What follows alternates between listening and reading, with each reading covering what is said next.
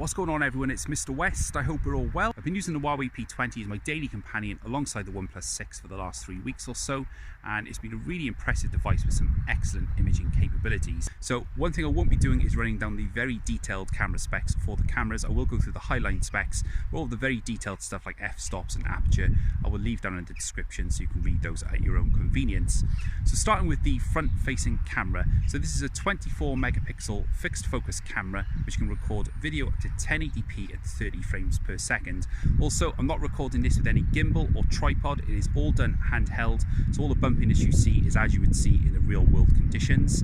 And additionally, all of the still photos I've taken with the Huawei P20 I will leave in a gallery style at the end of the video, so you can pause those at your leisure and see those in more detail. So we're just going to start with a front-facing video camera recording. Now, the front camera does seem to have some sort of electronic image stabilization. Now, I didn't see this actually advertised for the Huawei P20. Now, you can see that with the grass behind me.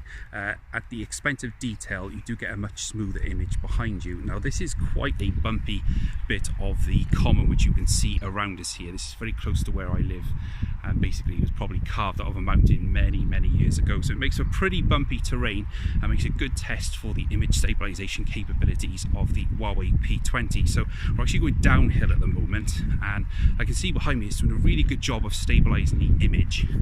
However, as I did say, it does seem to be at the expense of detail in the grass behind me, as you can see there. It also does seem to be a lot of overexposure in the sky, but I will say, just for front-facing video, it is serviceable and it's doing a good job of keeping detail, especially on my shirt here. I've worn this on purpose for its colour reproduction, and it's doing a pretty good job, I've got to say this. So just going to get on some even ground now. There's a little sort of man-made path here, so we're just going to go for a little run.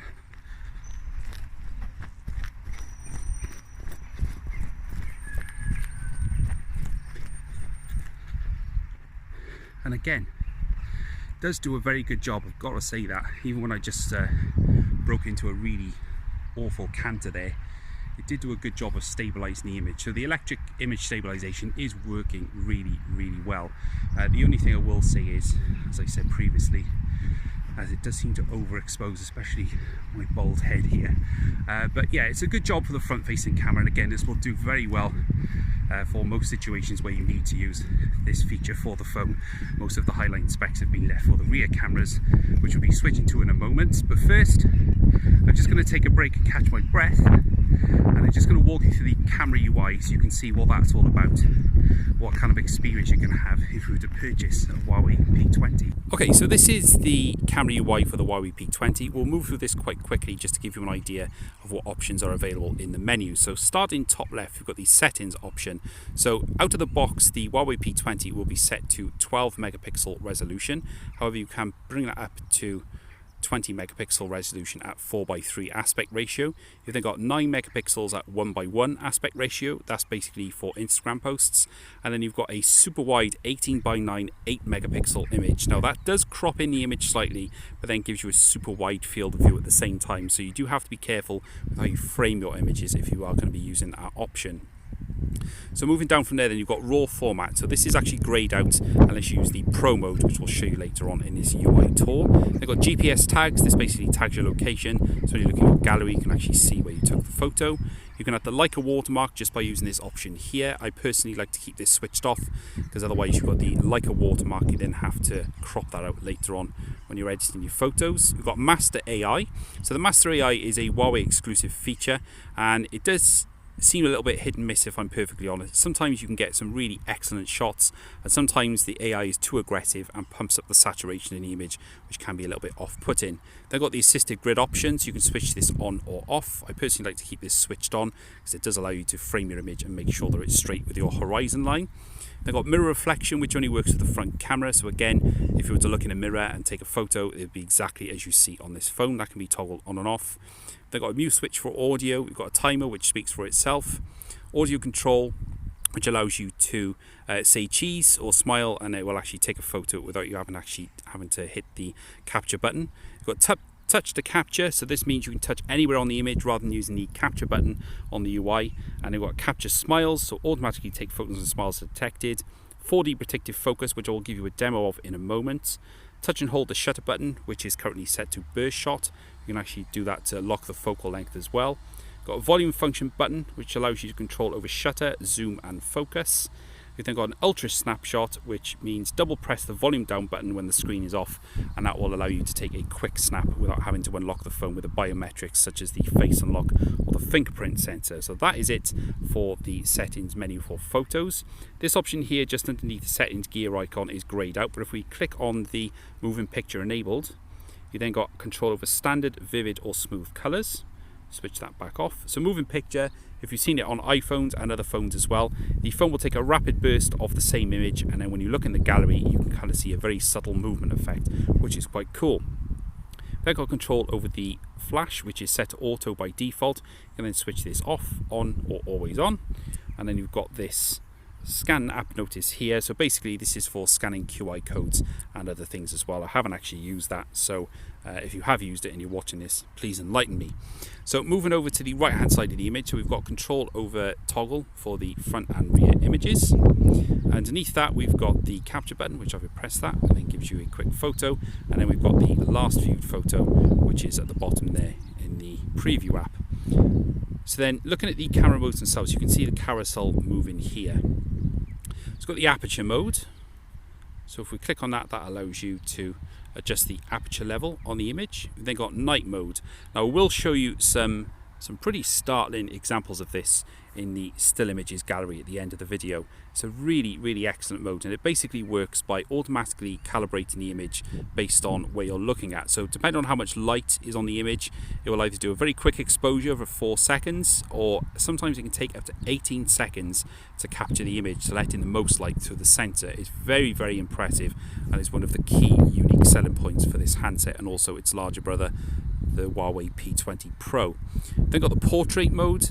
Now this is a little bit hit and miss, and by default out of the box this option here will be set to its highest level, which is the beauty setting. It's extremely aggressive and does make it look like a cartoon, so I like to actually just switch it right down. We've then got the 3D lighting, so this only works with the portrait camera on. I'll just show you through these very quickly.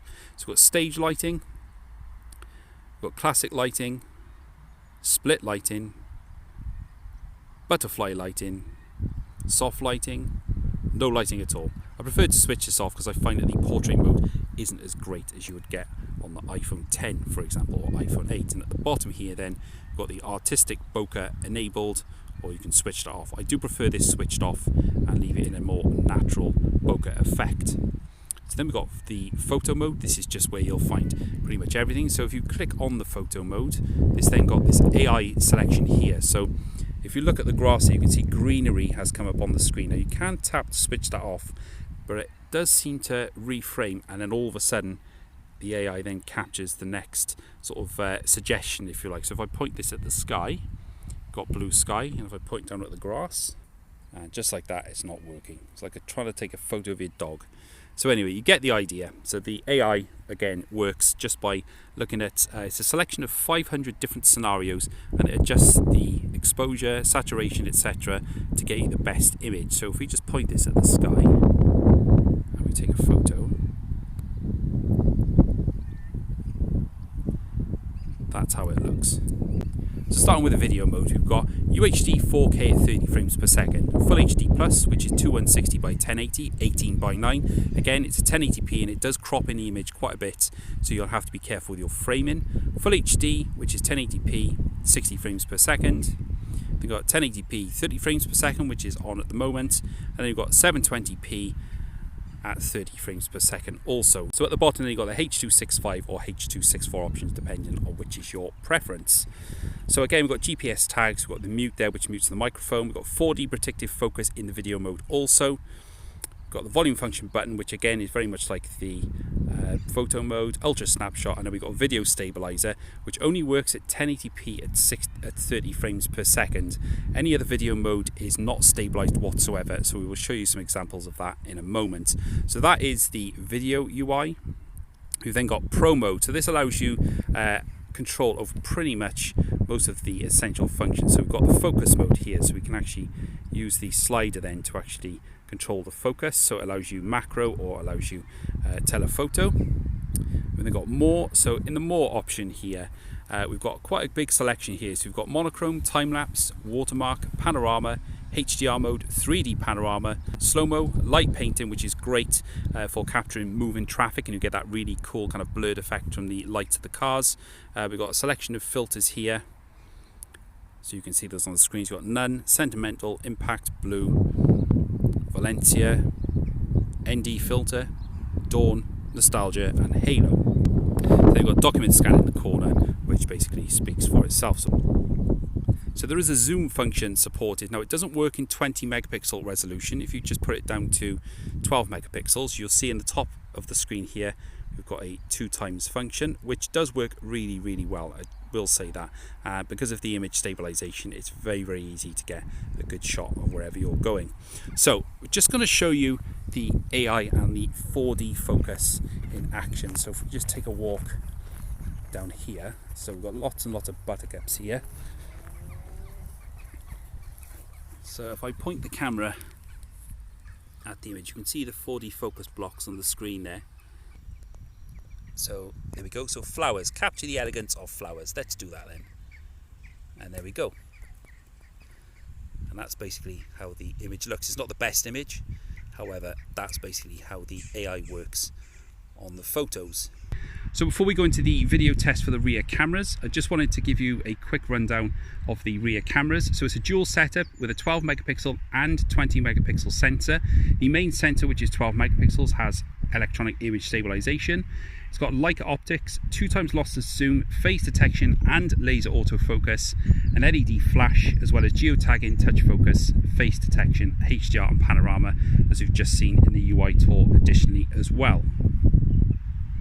So now we've switched to the rear video camera. So we're currently in 1080p at 30 frames per second.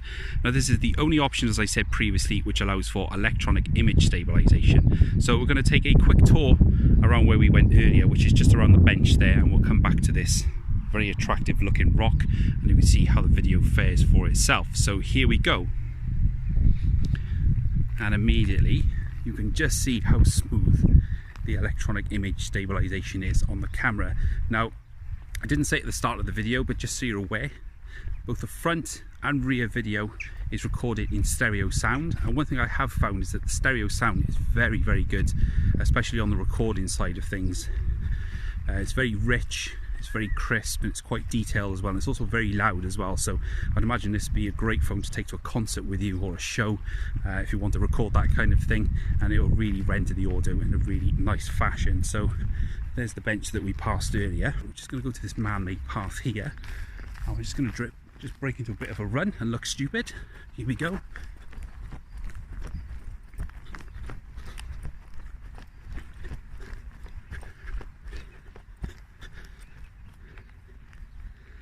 That is the 1080p 30 frames per second video. We're just going to go back. I will quickly show you the 60 frames per second and then 4K. Okay, so we're now recording at 1080p at 60 frames per second, so we'll just get moving. So as I said earlier, there's no stabilization offered at 1080p 60, so we're just going to do the same route. So yeah, it is a shame that they haven't included image stabilization on this option. I've purposely chosen this particular part of this common to highlight to you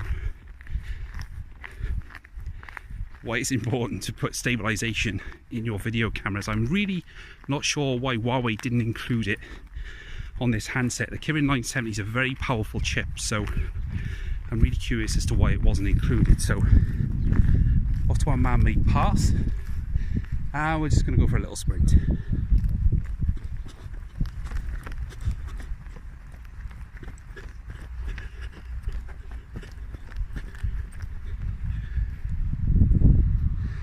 Now, for those who've just eaten dinner, I apologise profusely. That was probably quite shaky.